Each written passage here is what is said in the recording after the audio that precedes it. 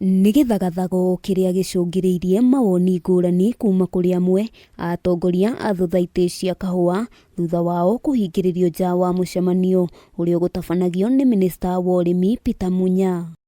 Atongoria a thothaitĩ matanyihĩire 700,000 nĩo maranyitĩtwo ũgeni mucemanio-inĩ ũcio, no ĩndĩ andũ anini nĩo metĩkĩririe kuingira ndeto ĩrĩa mathiĩte na mbere na gũkũmithia. It was very shocking to get to this place and find that a list has been prepared for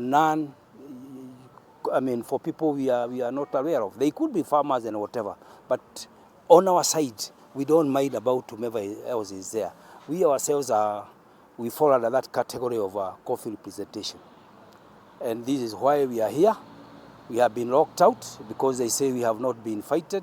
Kũringana na mũikarĩri gĩtĩ wa thothaitĩ ya kĩbũrũri ya kahua Francis Goni, atongoria aya mekumĩte kona itiganĩte cia bũrũri marĩ na matanya ma kwarĩrĩria maũndũ matigaine makonainie na sekta ya kahua. We are seeing as members of the farmers in Kenya, we want the DSS to stay, but they are removing it.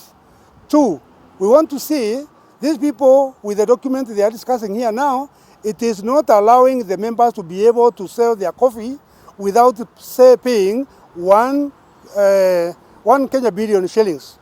Where do these farmers get the 1 billion so that they can be around to sell their coffee? What we are saying is, can we create the best environment that a farmer can be able to do their businesses and get the maximum return from their businesses? Matetetie minista na kuga nĩ akoretwo akĩmatindĩkĩrĩria mahĩtũkie imwe ya mĩtaratara ĩrĩa yareganirwo nayo nĩ mbunge ya kĩbũrũri ĩgiĩ ũramati wa kahua, makiuga atĩ kĩu kĩaya gũkorwo arĩ kĩo gĩtũmi kĩao kũhingĩrĩrio nja. By term these amendments and procedural and that they have no support from coffee farmers, county governments or coffee sector players, and that should not be allowed until a consensus is built. We've introduced compliance, inspections and surveillance by the coffee directorates to ensure that by the time the coffee is getting to the market, there is fair trade practices so that we'll have ensured standards right from production,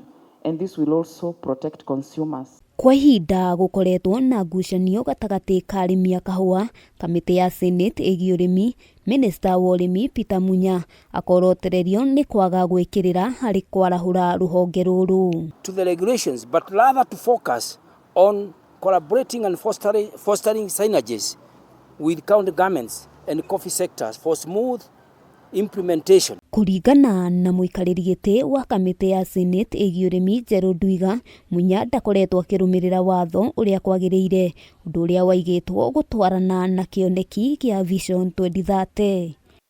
Handũ-inĩ ha Kameme TV, rĩtwa rĩakwa nĩ Wambui wa Njũgũna.